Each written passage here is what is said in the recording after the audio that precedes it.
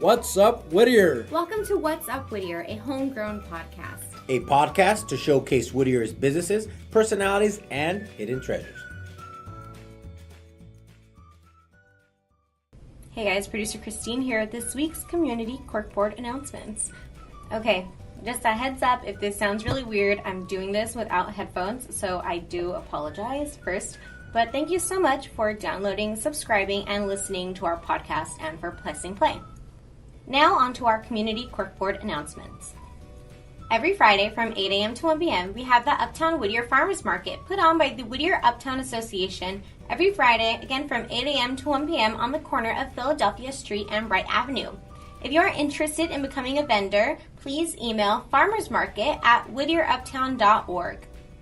Alrighty, well here's a really busy weekend. I'm just going to shout out a couple of events here and there, and I hope you're able to attend.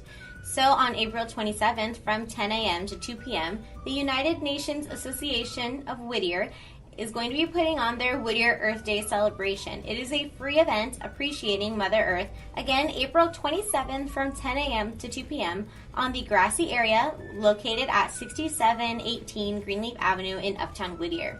This is a free community event featuring speakers, yoga, kids crafts, and you can even learn how to compost. It's going to be a really fun event. Save the date, April 27th, 10 a.m. to 2 p.m. And so then after you can stop by in the morning at 11:30 sharp, make your way over to the Whittier Museum, 6755 Newlin Avenue, Whittier, California, 90601 on the corner of Philadelphia and Newlin. Go to the Whittier Museum for their annual Fashion to a T Runway of Curiosity fashion show. Again, Saturday, April 27th at 11:30 a.m. there's going to be an etiquette manners class that starts at 11:30. I believe it's $40 for members, $45 for non-members, so please go to the whittiermuseum.org website so you can learn more information. I definitely will see you there because yours truly, producer Christine, is the host/MC, so that should be kind of exciting. Haven't done that in a while. So I hope to see you there again, April 27th at 11:30 a.m. And if I don't see you on Saturday, April 27th, hopefully I'll see you Sunday, April 28th from 1 p.m. to 6 p.m. at this year's Taps and Tapas event. This is going to be an outdoor event. It's going to be put on by the Whittier Uptown Association. The chairs for the event are April Gallegos from La Pescadora and Rick Gonzalez from Spin Lounge. So shout out to April and Rick because this is going to be such a fun event. There are over 35 brewery and restaurant tastings available. So the Whittier Uptown Association presents Taps and Tapas, the ultimate day of craft beer and food tasting that will feature several craft breweries while showcasing Uptown's growing and vibrant restaurant scene. So buy your tickets online. You can get the information down in our description. It's going to be Sunday, April 28th at Fiesta Hall, which is right next to the Whittier Museum. So 12703 Philadelphia Street. Literally right across the street. This is on the corner of Philadelphia and Newlin, as is the Whittier Museum. Hopefully I'll see you at both of those wonderful events that weekend, and I look forward to meeting you guys. Come over, say hi. Hopefully we'll be able to record a podcast that day, so if we catch you on the mic, hope you have something cool to say, and if not, don't worry about it. And also, I just wanted to share a few really cool events that are being put on by the Whittier Public Library and the Whittier Public Library Foundation. We did hear their podcast episode last week about pancakes in Paris. So yesterday was April 1st. They had their craft and film night with the Red Balloon. This upcoming Thursday, April 4th, historian Dina Pitt is going to be coming down to the Central Library at 6:30 p.m. And this is a free event. She's going to be talking about LA's Forgotten French Connection. And Saturday, April 6th, there is a sold-out guided tour of the Norton Simon Museum.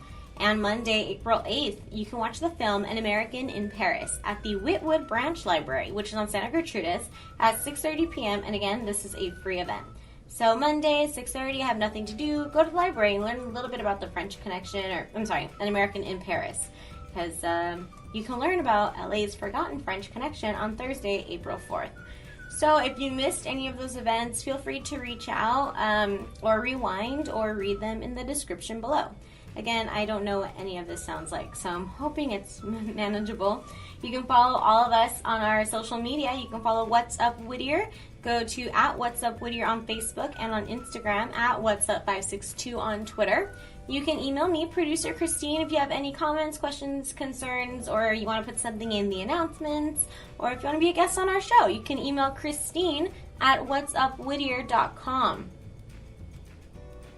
Don't forget to check out my social media. I am at The Singing Moon on Instagram. You can go to my website, christinesingerluna.com. I am a California notary public. So if you need a notary, feel free to go to my website, grab my phone number there, and give me a call or send me a DM or text it to me, and I'm sure we can work something out. Don't forget to follow Remo the Realtor and Jessie the Architect. You can go to @Remo the Realtor on Facebook and Instagram and probably anywhere there's like social media. Go to remotherealtor.com. Make sure you sign up for his mailing list so you can stay updated on everything that is real estate in Whittier and the surrounding areas. If you are interested in attending a J2 Architects workshop, make sure that you follow @J2 Architects. They just had one, I believe it was March 30th, in regards to the accessory dwelling unit, the ADU. So make sure that you stay on top of that and you follow Jesse for all of that information, and you follow his firm. You can go to j2architects.com if you need to get in touch with him. Alrighty, and then one last thing. Have you heard of WIPA Radio? What is WIPA Radio? Well, it's going to be Uptown's Central Station, located in the Poet Gardens. Right now I'm going to say downstairs just because I'm recording in Jesse's office.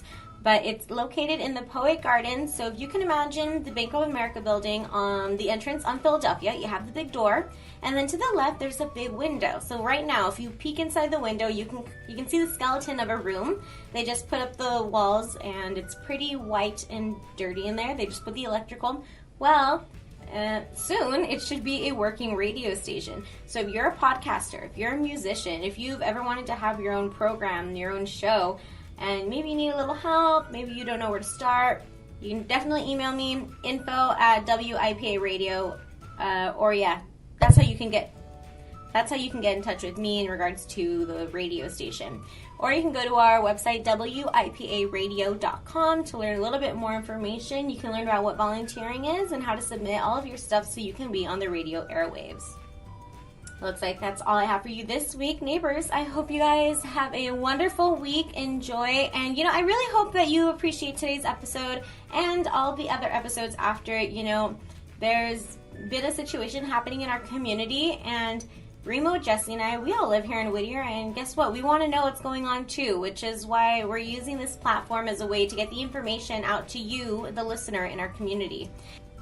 So it's in our best interest to, use the podcast as that platform, as that conduit between, our city officials or different nonprofits in our community that are doing hard work that we don't see. I really hope you enjoyed this episode and our series, that we're doing right now, talking about the homelessness population in Whittier. The people in Whittier have such big hearts, which I can see, and I'm very fortunate to be able to go to City Council and meet all of these people. I went to City Council last week, and let me tell you, the turnout was amazing. I'm so happy to see so many people concerned, Obviously, when you're sitting up on the dais, it might be a little bit different. People are just yelling at you and complaining at you, and, the population will complain if they don't, because they can see that there's a problem. But then when you explain kind of what's going on, the population will still be confused about what's happening and still be very upset. So, we are using What's Up Whittier in order to get these answers to you so you can learn about what our community has done, what it is doing, and what we are going to do to help all the people of Whittier. So, that was a little long, but anyway. Hope you like this episode. Hope you enjoy the series of the next coming episodes. And take it away, Jessie and Remo.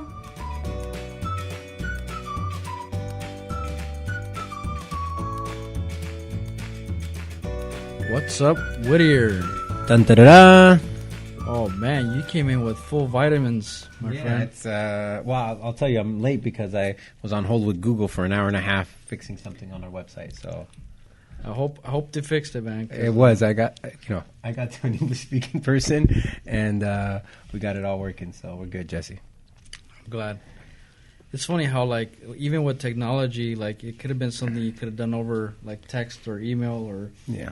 or emojis or something like that. But no, you had to call them directly. Oh, it was so technical that I was so deep in the conversation. The guy wanted to transfer. I'm like, no, you're not transferring me. I'm not explaining this again, or I'm just going to never use Google. So, but we got it taken care of. It's a tough one, man. Yeah. It's a tough one. Well, Remo, I'm glad you're back after Welcome back. your long journey around the world. I didn't get voted off the island Yes. in the last vote. You're close, man. You're Yeah. close. I think you had a couple, either some big fans or My mom and my wife or both so- voted. So today we're actually kind of keeping with that theme of interviewing nonprofits. So this week we're here on location. A beautiful location. We're in a Yeah, nice it's boardroom, and this is the upgrade from our typical My office. your office, which is nice because it has a view. But AC is sometimes not the best for us. That's right. So we're comfortable today. That's right. So we're actually at the facility. Is maybe the headquarters of the Yes. Whole Child. And before we get into the Whole Child and what the Whole Child is, we'll introduce our guest. Our guest is Constanza Pachon. She's the CEO of the Whole Child. Welcome. Well, thank you. Thank you very much for visiting today. Thank you for Thank you having for us having us. on. I mean, we'll dive into what the Whole Child is, and for those of you that don't know where it's at, I mean, we started that conversation earlier about how many times we all drive past this building, not understanding what that building is actually about. Colorful building. which Yeah, is yeah, good. That's I why mean- it stands out so much. It's on Colima, right? Between Colima and what is it? Whittier and Lambert. On Colima, between those streets. Yeah, so now we'll know exactly what this building's all about. That's good. And before we get into it, you want to tell us a little bit about yourself, kind of introduce yourself, and Definitely. how you ended up here. Oh, yeah. Oh, well. Well, my name is Constanza Pachon. I have been the CEO of the Whole Child for 15 months now. Started last year. I came to the Whole Child because I was looking to change industries almost. I have been working in nonprofit all my career, but previous to the Whole Child, I was working serving the community, but the business community. So I was working with entrepreneurs that were developing high technologies and helping them bring their technologies to market. Very different from social services. Yes. But I wanted to make a change. I started my career back in Colombia. I'm from Colombia. I migrated to the U.S. 17 years ago. I started my career in Colombia working for the United Nations, helping violence-displaced people find economic opportunities. And I was hooked, and I wanted to do that kind of work, serving underserved communities. When I moved to the U.S., the opportunities that presented were to serve the community, but the business community. So a few years ago, I really wanted to go back to working with underserved communities. I really kind of put it out there to the universe that I wanted to work with an organization that one way or another protected, empowered, defended women, children, minorities. And I started planning on that move. And landed at the Whole Child, or picked the Whole Child from, I was blessed to have choices to make about 2 years ago. And picked the Whole Child because I really feel very strongly about our mission. We work with, our mission is to help families raise physically and emotionally healthy children and have a place to call home. We do that through our mental health, housing, nutrition, and parenting services. Our clientele are basically underserved, struggling mothers with children. We do have a lot of mom and dad or grandparents, but 86% of our clients are single female head of household raising 2 to 3 children. And I felt identified with that. Their story of poverty, of a struggle, of homelessness, of mental health, nutrition issues was my story some 35 years ago. My mom and I actually experienced homelessness when I was 5 and my father died. We became homeless, and we were homeless for some 5 to 6 years. And ours is one story of success at the end through a lot of interventions, if you will. And now this felt like a fantastic opportunity to get back to my own roots and apply all that I have learned serving the business community in serving the underprivileged families and children. And that's why I'm here. Wow. That's an awesome story. I'm curious, has the staff ever heard your story? The very first day I met them, I told them my story. Yeah, when I was selected as the CEO of The Whole Child, I asked my board to first send a survey to the staff. I wanted to learn a little bit more about them before I actually joined. And then I asked them to please get them all together in a room with lunch, with relaxed setting, so I could introduce myself to them. And I told them my story, right? I told them how I identified with our clients. Then when I saw them, when I saw our staff, and I identified with you. A lot of our client is female, Hispanic. I identified with you, mothers. I'm a working mom. I have 2 toddlers. And I connected very kind of at a deeper level with them from day one. Well, I just want to introduce Mickey Charlie. Thank you so much for putting this together. Mickey, you can just describe a little bit about yourself. Oh, sure. Yep, my name is Mickey, and I'm the Communications and Community Engagement Manager here at The Whole Child. Well, I think it's that connection, but also that experience, because like you just said, you experienced homelessness at a young age. And so that's a different experience and emotions that a kid goes through and deals with it at that moment or at that time, different than what an adult would go through, right, or experience it. So to be able to say, I've been there as a child and I understand what you guys are going through is again, for me, even more of a story to be able to have that impact on that kid or that family, really. Because, that I think through life, when we navigate through life, I think that's what makes us as individuals. It's a life experience. Whether it's a bad experience or a good experience, that's what makes us, right? That's what kind of helps us navigate through life. And the more experiences you have like that you're able to, kind of like what you're saying, bring it back to where you started and somehow give back in that sense, it makes things a lot better. Or not better, but what's the right word? Like, not easy, but that transition is a lot smoother. Yeah. Brings a different perspective to have what is called in the trade lived experience. Yeah. Right? So, well, it's very rare, and that the CEO has at one point could have consumed the actual product, in this case service.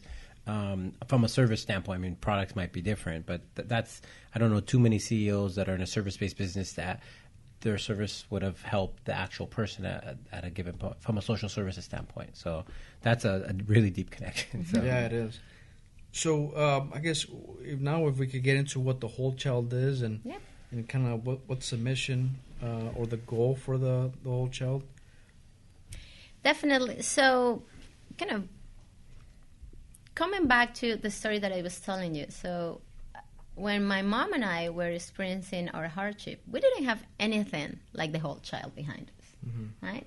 I think our experience could have been shorter and kind of less painful if we would have had an organization like the Whole Child behind us. And I think that's why what we do is so special to me, right? Being able to shorten, if we can, that journey through homelessness for children and the trauma that comes with that, it's very meaningful to us. And not only homelessness, but all the other myriad of issues that underprivileged, underserved families and children face. So the Whole Child, as I mentioned before, we have 4 different service areas: mental health and housing, and parenting and nutrition.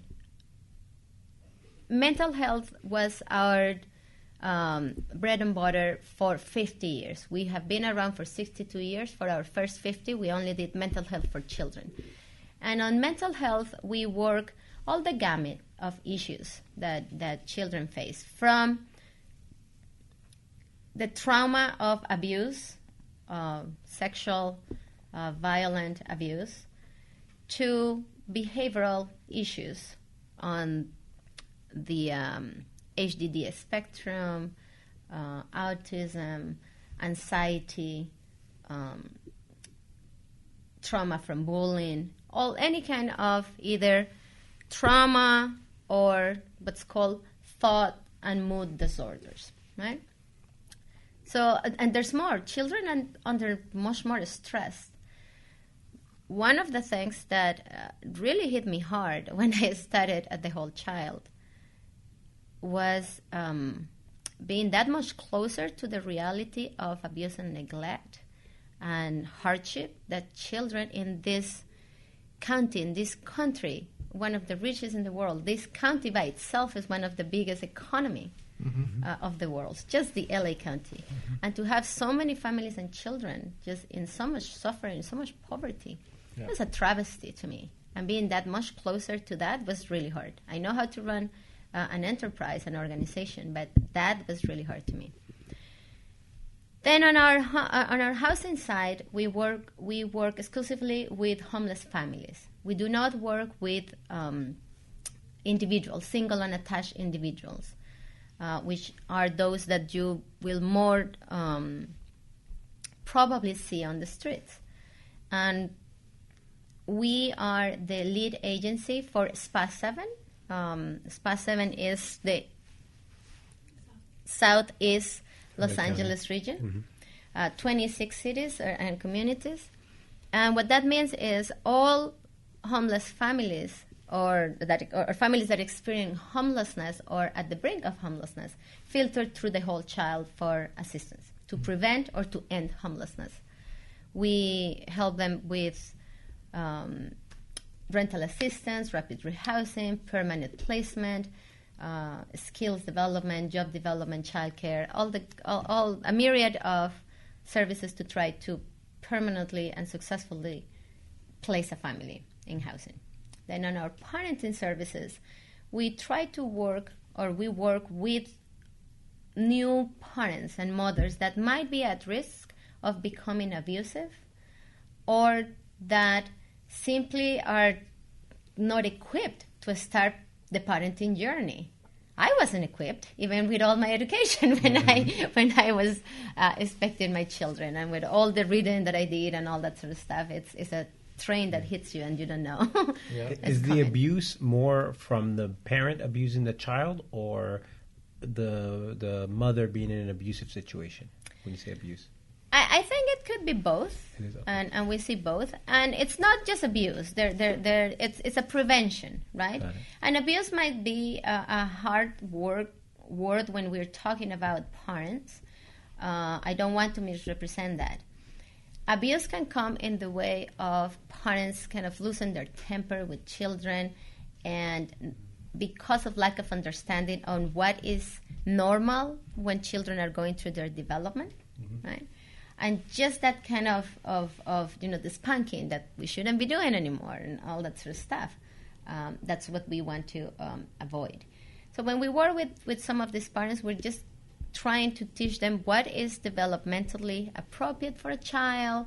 The tantrums do come and how to cope with them, how to work, all that sort of stuff. Also identifying developmental delays, so we could get children the help they need as soon as possible to curb the long-term effects of developmental delays. Then on our nutrition side, as we work with so many children, we were seeing the plight of child obesity in our clients, and we wanted to do something about it.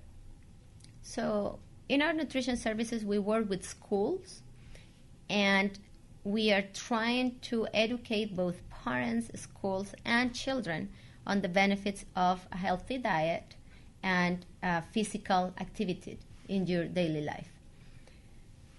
So that's what we do. That's the 4 areas of services that we have. We try to integrate them all together to try to identify what combination of services could best serve a family. We don't try to push all our services to someone. If you need them, we want to accelerate that integration. And all of our work is to help to reduce barriers for a family's success in raising happy, healthy children. Yeah. Do you find that when families take on more than one services, they have a higher rate of success? I think so, because you are then trying to reduce more barriers. So, for example, if we have a family that is receiving mental health therapy, they're working through, let's say, anxiety. Their child has anxiety, and we're helping them to work through that. And then we discover that some of that anxiety and low self-esteem is coming from child obesity, right? Which led to bullying at school, right? So now we need to work with the family and the child. Let's try to get you on a healthier path that then will strengthen your self-esteem. It will strengthen your mental health, and then we move you to a path of just a better living. Same thing with, for example, when we're working with a family that is experiencing homelessness. If we address also quickly the trauma that brings to a child, right? There's a lot of shame. There's a lot of stigma that comes with homelessness, and for a child to experience it, it could be traumatic. If we address that to ensure that self-esteem is not compromised, and that we can build resilience on our children, so they are not bully-proof, but they can cope with it better. We're removing barriers, so they could be more successful. So most definitely, when families address areas of concern in their daily life that we could help them with, they increase their chances for success. And a lot of this is one-on-one type services, right? It's with someone from whole child with the family with the child. It's very, very intensive care, one-on-one with many times when families are receiving multiple services. You're working with your mental health therapist, you're working with your case manager, with your parent educator, with your nutrition specialist, and it's one-on-one. We have a highly skilled workforce. Some 60+% of our workforce has a master's degree or above. It's very specialized workforce to handle this kind of issues, and especially to handle children. Mm-hmm. How big is the whole child? I know we said we're at the headquarters here. Mm-hmm. Is it county large? Is it state large? Is it bigger than that? And then how many service providers are there? Our presence is in Los Angeles County. Okay. More focus on Southeast Los Angeles County. We have 7 locations across different cities. We have locations in Whittier. We have 3 locations in Whittier, 2 locations in Santa Fe Springs, 1 location in West Covina, Cerritos. And altogether, we are close to 150 employees. Oh, wow. And we serve almost 10,000 people a year. Wow. That's a big group. And you mentioned earlier that it's you service families and not individuals. So when you say a family, is that mom, dad, and son, or is there are many forms of a family. So rather than say parent, we should say caregiver, right? And many times, as I had mentioned at the beginning, our families had one single head of household. So many times it's mom and children, grandma and children, auntie and children. This is the custodian. We work with a legal custodian. So a family takes many shapes. So many of them are mom and dad. Many of them are just mom and the children. What constitutes a family for us is the child. That as long as there is a child attached, it's a family. We even consider pregnant women as part of families. And what's that age group? Like, at what point do they not qualify for these services? Okay, so we actually serve the entire spectrum of children and youth. That goes from 0 to 24. Oh wow, that's a big range. Mm-hmm. And in terms of like getting your services, how do these families get your services? It varies depending on the services that we have, but we have a strong network of referrals. So we work and are very well connected with hospitals, with schools. We actually, under our mental health practice, we have school-based services in which we have co-located staff at 36 different schools across the region.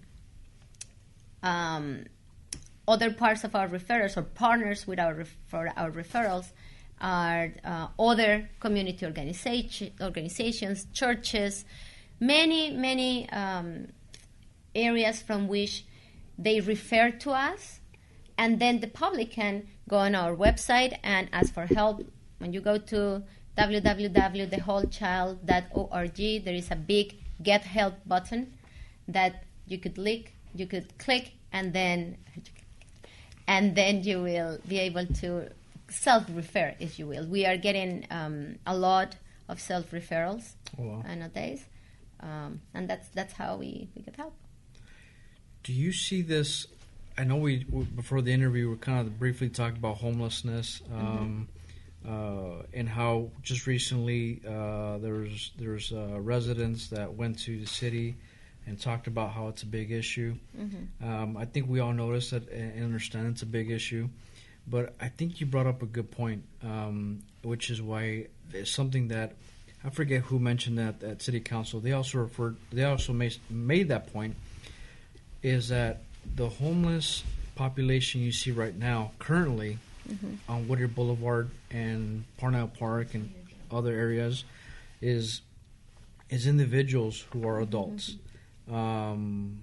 Or young adults, but not families, not children. And Joe Venturi was the one that made that comment, where he had mentioned how the Whole Child does some of this stuff, which is the stuff you don't see, which is out of sight from the public. But you're right. I mean, it does make sense that if you don't see a child or a family that's homeless, there's a reason why they're not there, because they're being taken care of by these organizations. And there's also there's more to it. The reality of family homelessness is that is the hidden population of homelessness. It would be fantastic if the reason why we don't see homeless families on the street is because we are being able to help them all and house them all. But that's not the reason, right? There is so much of this issue out there. The reality with homeless families is that they don't take the same form, or homelessness for them doesn't take the same form as it does for single individuals or youth. I myself, I never slept on the street. I was always sheltered, right? There's a difference between unsheltered and sheltered homelessness. So families, for the most part, you don't see them sleeping on the sidewalk. They're sleeping in the cars. They are doubling down on a couch somewhere, sleeping on auntie's garage. The child is sleeping with a comadre here or there while the parent is sleeping in the car. That's homelessness. And it's a side of homelessness that people are not that familiar with. That's right. When we do the homeless count, if some of you participated in January, families fare particularly badly because they're not there. They're not in the street. You cannot count them. And a lot of the resources for homelessness across the state and the county depend on the homeless count, which is a 1 point in time count. And you don't see the families, really. Right? They're not there. They're somewhere in a couch, in a car, right? Something like that. So that's where they are. They take a different form. I'm glad you cleared that up, because you're right. I mean, it's one of those things where you don't. When I would think homeless, it'd be somebody who has no home. Like there is no shelter, there is no means of keeping warm or staying dry. But you're right. You could be in a car and still be considered homeless, right? It's not the same situation. In terms of like this whole homeless, everybody keeps saying it's a crisis, right? It's like a big issue. Do you see it like curving up, curving down, flatlining? It moves differently for different populations. For the family population, the single adult unattached population, and the youth population. What I can tell you is for family homelessness, we actually saw a reduction. We are still waiting for this year's homeless count. But for what it's worth on that count, we saw a reduction, and we have been seeing a reduction in this region, in family homelessness. We've been working tirelessly to get as many families as we can that are experiencing homelessness housed right away.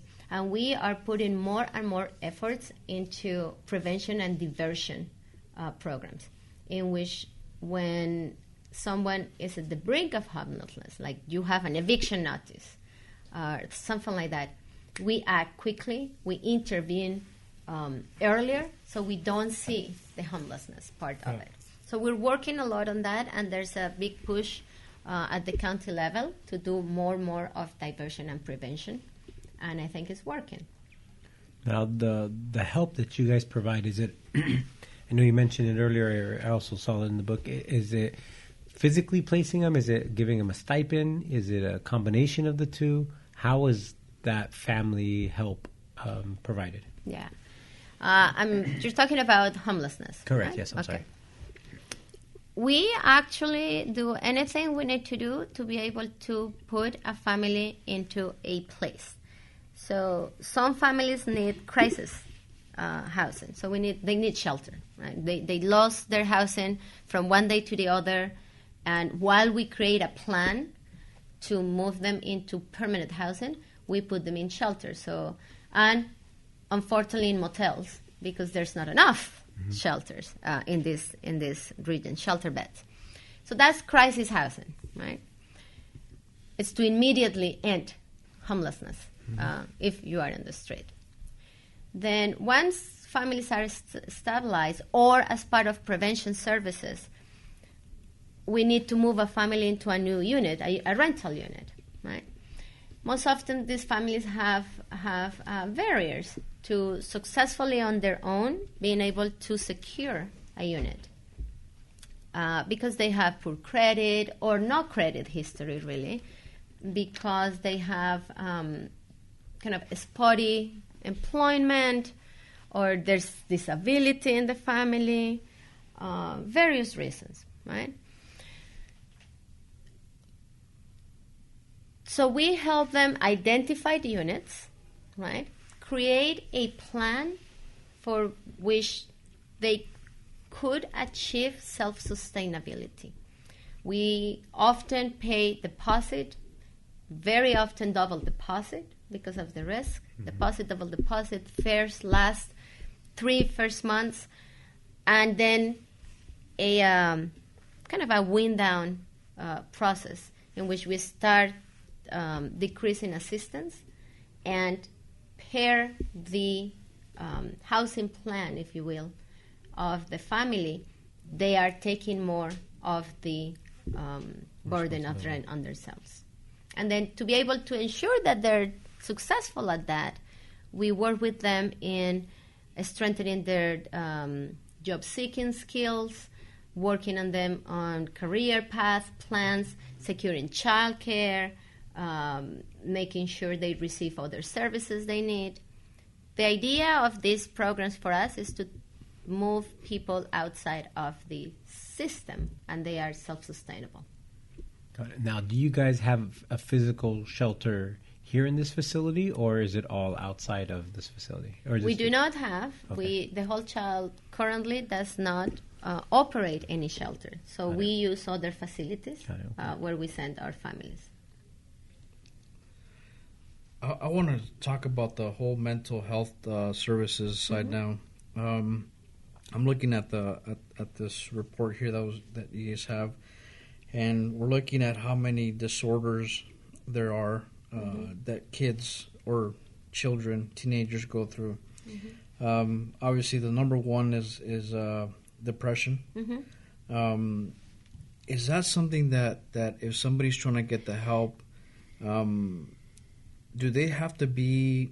Can they just be dealing with this or having issues with this to come and get the services, or do they need to have something else tied to it, like for example homelessness or a single parent or any other issues? Can they just come get the service? Oh, most definitely. Remember that for 50 years all we did was mental health, and it is part of our greatest legacy in this community is how many children we have helped dealing with depression, anxiety, and other disorders.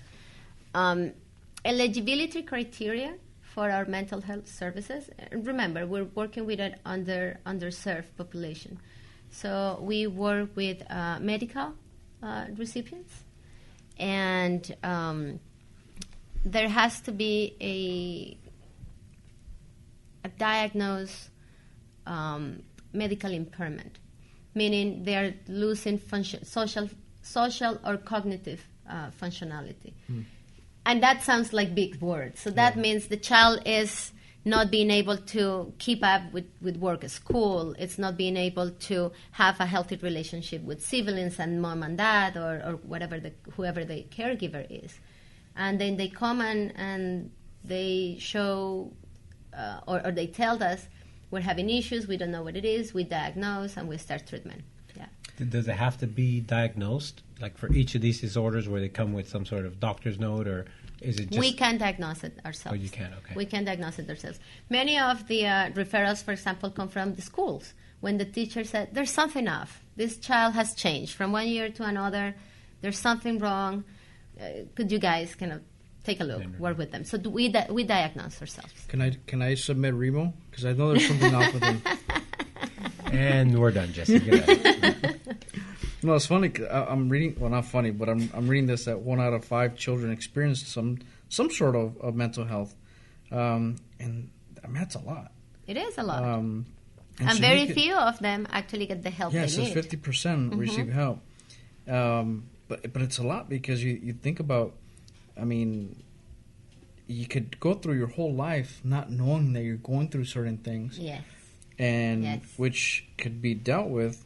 And you might, kind of like what you just said, you're probably struggling through life because of some of this stuff. Jessie, do you want to talk about it? Yes. Is that what we're getting at? Do you need therapy? Let's get to it now. So in terms of, again, mental health, is that something that you're seeing also incline, decline, or stable, or as the years go by?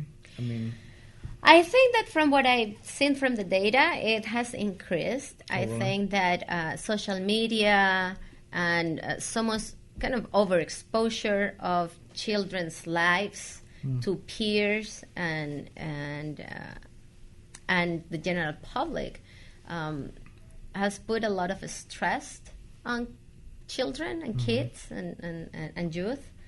So there's a lot of depression that comes from that. And I think that as economic times get tougher and families have to kind of reduce or their expenses and all that sort of stuff, it comes at the expense of activities that might be enriching to children, that might help them build resilience and get other kind of social interaction and to strengthen their executive function outside of just purely academic work. Yeah. So I would say that we have seen an uptake on those disorders in children and youth. So what do you think if someone is listening and saying, hey, I want to improve my relationship with my child, is there certain things that maybe I would say are best practices? And I'll throw a couple, like my nieces and nephews. Just tell us how my it is, nieces and nephews, they have, like, they get their cell phones, right? And they're on their cell phones, they're playing games, and they're probably on social media and all that stuff. Is it, safe to say, like, don't give them a phone? I mean that might be an opinion, but yes, don't give them the phone. Yeah, we have opinions on that. So first of all, I am not a trained mental health professional.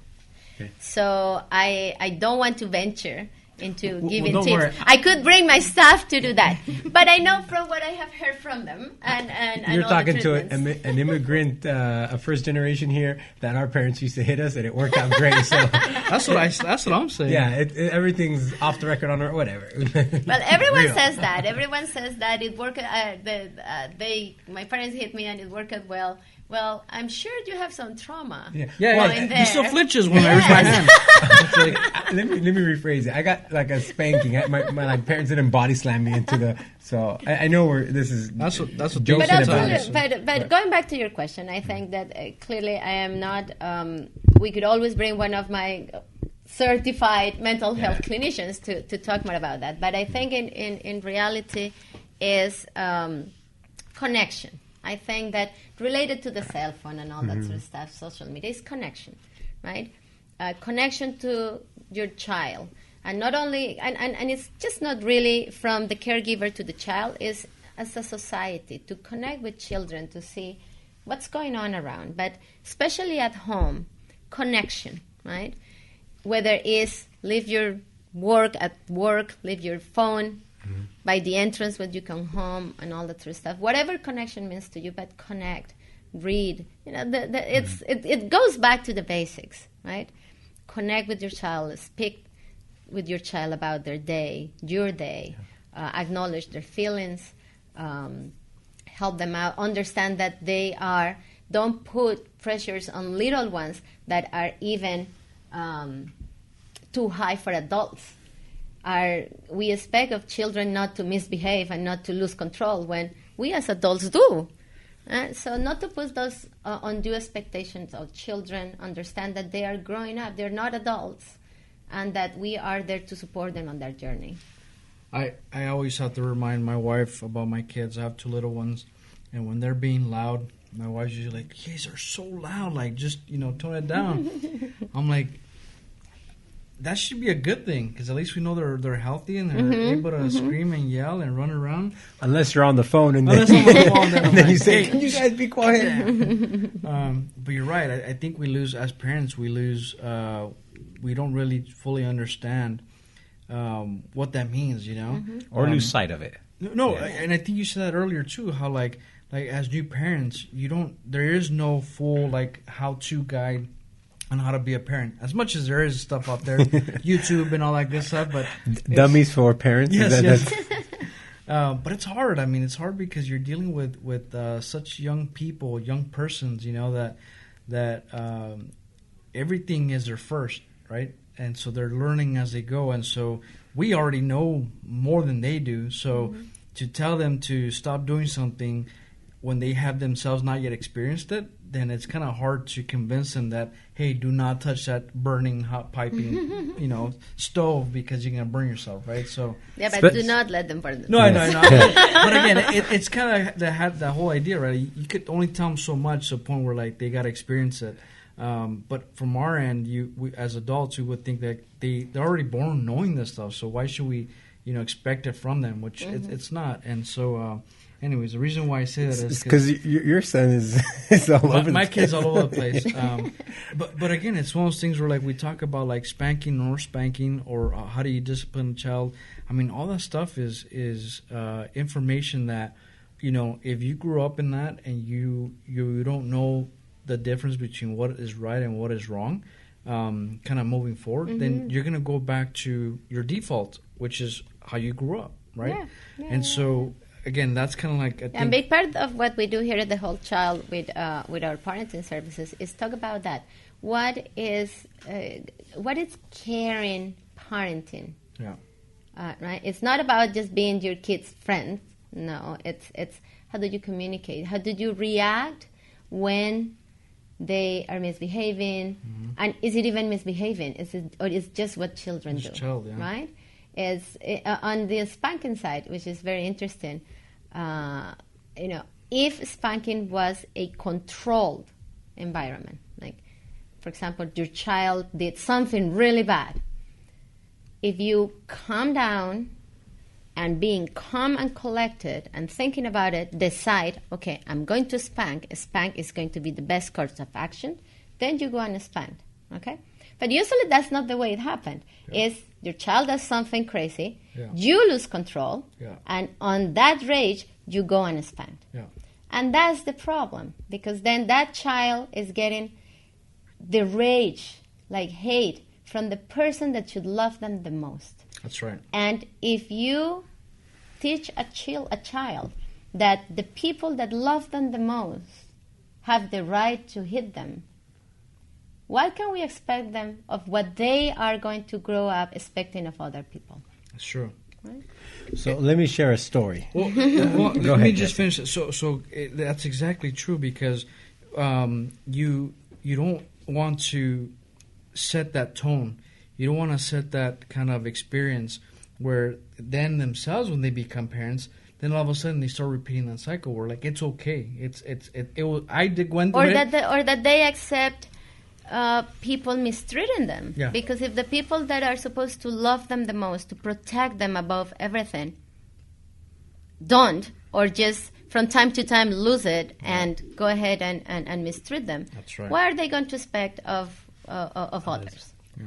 So here's my story, and this is when you said there must be trauma. When See, I raised my hand and he's already flinching. I'll tell you a story, but I felt that it helped me kind of align my behavior. And so when we were about 13 years old, a car was parked in our driveway, and we used to play basketball all the time. And with the car there. So we, as kids, we said we want to get the car out. None of us had licenses. We were 13.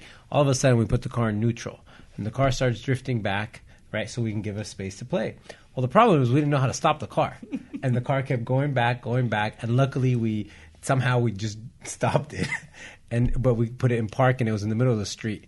And then my brother had gone home my dad got home 15, 20 minutes later. And as soon as they got home, we knew we were in trouble. We ran into the room and hit ourselves. But had they not shown some sort of discipline, like you did something wrong, we would have said, next time let's drive the car.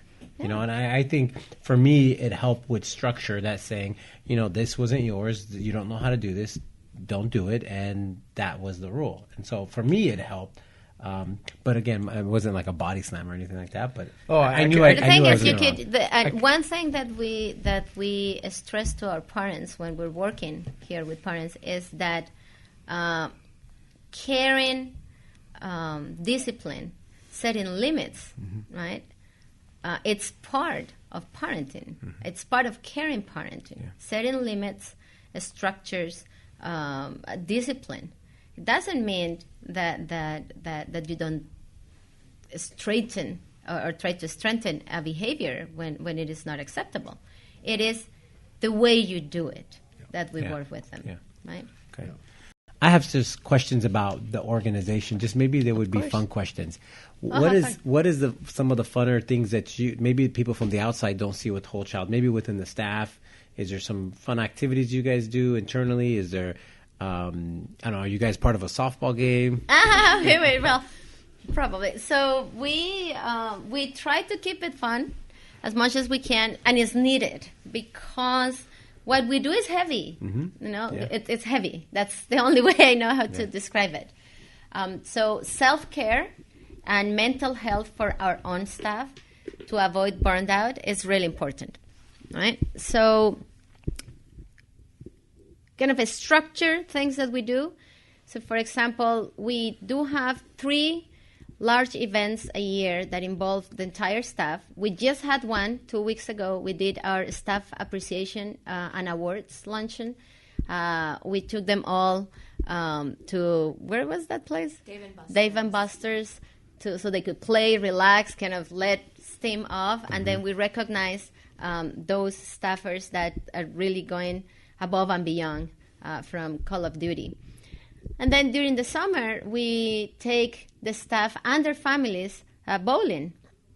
And it's great to see the families often sacrifice so much because we work a lot. We work long hours with heavy staff, so we can come home cranky and all that. So we want to recognize the families, the children. There's so many children among their staff. I mean, not the staff, of course, but they have children. So many, which is fun to see them and for them to see how their organization recognizes and values the work of their parents. And then during the holidays, we also get together and celebrate quite a bit with the staff to kind of get ready for the new year. So those are very structured ones. And then, this is a team that there's always a baby shower, a bridal shower, birthdays, potlucks. Are the potlucks on your guys' calendar so we can participate, or are they just staff only? They are most staff only. We are going to bring, we're trying to bring an event for the entire community that if we're able to secure funding for that, we will let in the community know. And so that's that. And then we try to have kind of moments of just sharing about ourselves and kind of the crazy things that kids say, right? We often see staff members kind of having their kids visiting, and we get to interact. And through our social media, we try to be kind of a little bit funny with ourselves too. So, yeah. I remember Tom Rios, which is one of your guys' members. I believe it's he was a board member. He was a board member. He had put together some sort of fundraiser around Christmas time, and then the Whittier PD dropped off presents. Is that? Do I remember that correct? Oh, we do. Those are what I call our extracurriculars. Got it. So we had our specific services, which we already talked about. They're very one-on-one, very intense, if you will. And then we have those are designed to really change a life, right?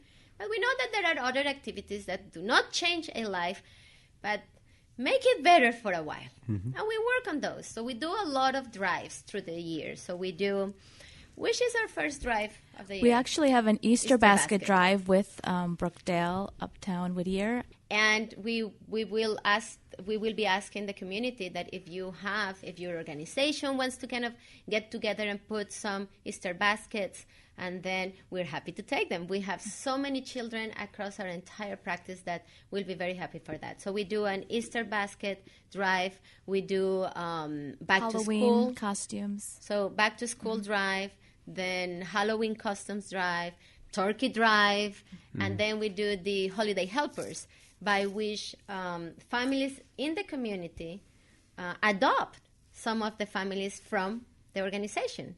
And we have the children of our clients write their presents wish list. And then other families adopt them and get the presents, and usually they bring many more things, and then we get the two families together. Wow. They have a good time. Last year, during the holidays, we have a record of 83 families adopted. Then all the administrative offices were filled with presents, top to bottom, and it was a fun time. It was those are really fun activities. Again, it's not time from our own staff is volunteer to put all this together because it's not part of what our funding sources cover, but it's something that we like to do with the community. And for those that maybe, and I'm speaking for myself, that rather than putting together the Easter basket, is there a way of just donating funds for an Easter basket versus? Most definitely. Okay. You can always go to www.thewholechild.org, and you will see a big button that says donate. So click on that button, and it's really easy to make either a periodical commitment or a one-time donation. And we take anything you can give us because we put it all to good use. Got it. And is it event specific, or is it extracurricular activity specific, or is it just you guys? We could figure it out. We give in the form. You have the opportunity to donate specifically or become a sponsor of one of our events, fundraising events, or you could donate just an amount and you could, you guys make best use of it, or you could kind of restrict it saying, I really want this for the Easter's basket, or I want it to go towards the turkeys or whatever it is. Yeah. And there's the opportunity to do that on the form. On that note, if I may, so the Whole Child is actually hosting its annual fundraising event. It's the Starry Night. It's going to be hosted here in Whittier. It's April 12th. It's a Friday after work. It's a relaxed, fun event that we're going to have to celebrate those that have contributed so much to our organization and to our mission. So you can go to our website and click on the event banner, which is right at the top of it, and hey, come join us. It's going to be fun. We have so many people from the community. It's kind of a tradition now, an annual gathering for this community to come to the Whole Child event. Got it. And you said it's April 12th. Where is the location? So it's going to be hosted by one of our board members, their residents. Wow. So we're not disclosing the address until there is an RSVP. So once you are RSVP, then we'll disclose the location. Can I guess? And you can say yes or no. I'm going. That's all right. All right. Okay, we're going. All right. Awesome. Very nice. Any other big events that maybe you guys have or that you guys would like to spotlight? So in terms of fundraising events, we hold actually one big event a year. Which is this. The Starry Night event is usually a spring event that we have. Mm-hmm. And then we have the different drives that we do throughout the year. And then there's just opportunity. There's so much need, right, to also donate goods for some of the children and all that. So just keep up with our news, follow us on Facebook. How does someone do that on social media? Yeah, you can follow us on Facebook, Instagram, Twitter, or LinkedIn, and you just can search The Whole Child, CA, and we'll come up as an option. Got it. Yeah. And Christine also put it in the show notes. So wonderful. And we also have is it quarterly, our newsletter? We actually do have an external newsletter that you can sign up for on our website, and that is every other month. We send out that newsletter just to kind of stay up on any events and things going on at the agency. We always have something exciting to share. Got it. Okay.